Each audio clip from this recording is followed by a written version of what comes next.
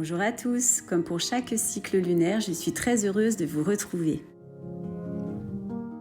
Alors voyons ensemble quelles énergies nous propose cette nouvelle lune du 25 octobre qui aura lieu dans le signe du Scorpion. Cette nouvelle lune en Scorpion sera accompagnée d'une éclipse partielle qui sera visible entre 11h et 13h si vous vous situez en Europe. La lune passera donc devant le soleil. C'est donc comme si nous étions devant une partie de cache-cache entre l'ombre et la lumière, entre nos parties conscientes et notre partie inconsciente. Un ping-pong entre notre ego et un retour vers notre moi profond, vers un retour à nous-mêmes, vers plus d'authenticité.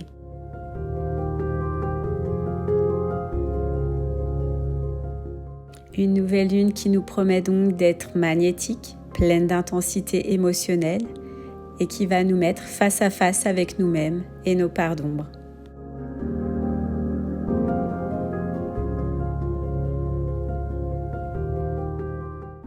Cette nouvelle lune en Scorpion va nous demander de prendre conscience des origines de nos souffrances afin de pouvoir nous en libérer.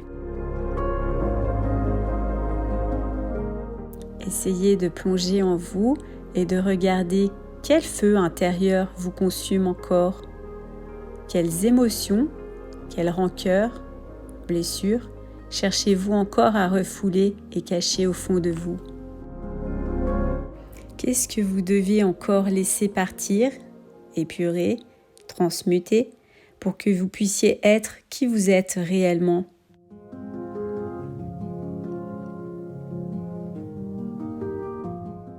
Comme vous l'aurez compris, cette nouvelle lune en Scorpion vous propose d'aller scruter au plus profond de vous, aller dans les abysses de votre être pour voir quelles peurs, quelles expériences douloureuses habitent encore votre âme.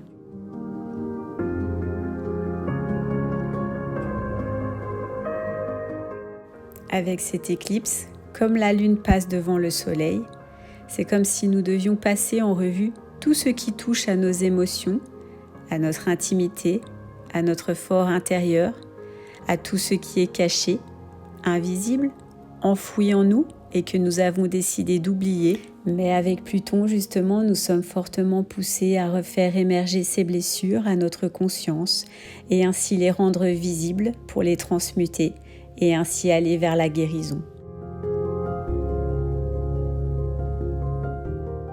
L'ascendant Sagittaire va certainement nous aider à trouver l'énergie nécessaire pour aller vers cette quête de vérité envers nous-mêmes.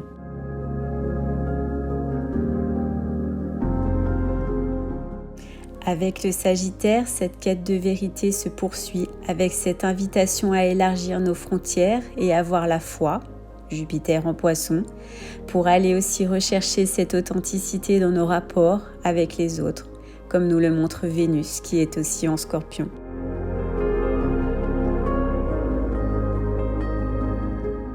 Un besoin donc de se reconnecter avec des personnes qui ont les mêmes valeurs que nous, qui sont à la recherche d'un même idéal, de profondeur et d'authenticité dans les relations qu'ils entretiennent avec les autres.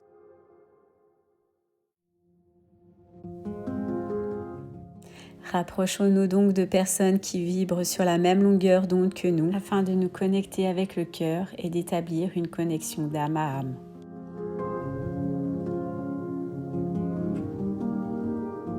Pour nous aider dans cette quête de vérité et d'authenticité, le grand trigone en air va nous inviter à sortir de notre mutisme et d'oser communiquer aux autres nos souffrances, nos fuites en avant, un passé enfoui et peut-être douloureux, en le rendant visible, et tout simplement avoir le courage d'éclore cette partie d'ombre que l'on cherchait à cacher pour ensuite la mettre en lumière, l'exposer, la percer à jour, l'identifier, pour ensuite mettre en place un processus de guérison qui se fera de façon individuelle puis collective. En effet, si je parle de mes peurs, de mes angoisses, l'autre se retrouvera peut-être dans ce que je dis, ce que je ressens, et cela fera aussi écho et résonance en lui. Si l'on pense à des mémoires karmiques familiales, par exemple, en s'ouvrant de façon authentique à ce que l'on aime, cela pourra aussi réveiller des émotions, des mémoires passées.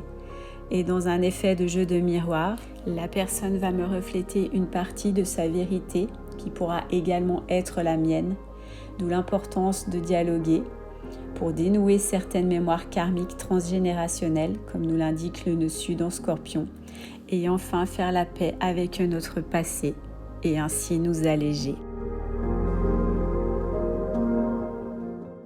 Plus nous irons dans le sens de l'énergie, plus cela sera simple de lâcher ce qui ne nous correspond plus et plus simple d'aller vers le nouveau, le renouveau.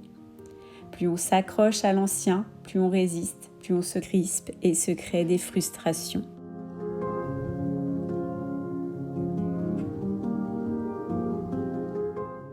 Tout comme le signe du Scorpion, le signe du Poisson nous parle d'émotion, d'intuition, d'imagination.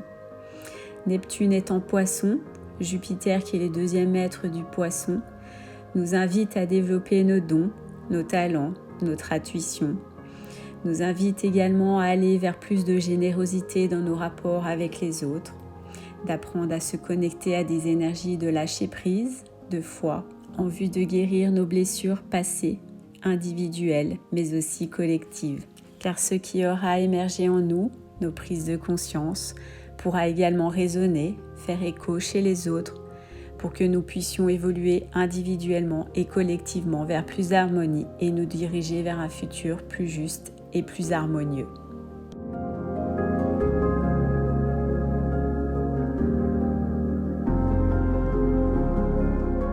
Si l'on regarde à présent le deuxième degré Sabian, celui-ci nous dit « Dans un petit village, une pendaison de crémaillère réunit le voisinage. » C'est comme si l'on avait envie ici de célébrer quelque chose de marquant, à la fois individuellement, mais aussi collectivement, le voisinage, comme si nous avions pris conscience de quelque chose qui nécessitait d'être célébré.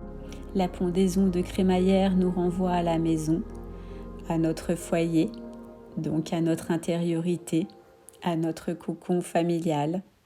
Ce deuxième degré Sabian nous inviterait-il donc à célébrer nos prises de conscience, notre sortie de mutisme, en ayant eu le courage de communiquer aux autres nos émotions, nos blessures, faire remonter à la surface un passé karmique qui par effet de boule de neige aura également permis chez l'autre des prises de conscience, et donc de couper avec des mémoires familiales qui se transmettaient et rejouaient de génération en génération. Lors de cette célébration, peut-on y voir une guérison tant individuelle que collective? Avons-nous réussi à faire comme ce phénix qui a su renaître de ses cendres? Si tel est le cas, quel beau message d'espoir et de foi, car cela voudrait dire que tout à chacun possède en lui cette capacité à transmuter, à se transformer, à laisser partir ce qu'il n'y a plus lieu d'être afin d'aller vers le renouveau et devenir le propre alchimiste de sa vie.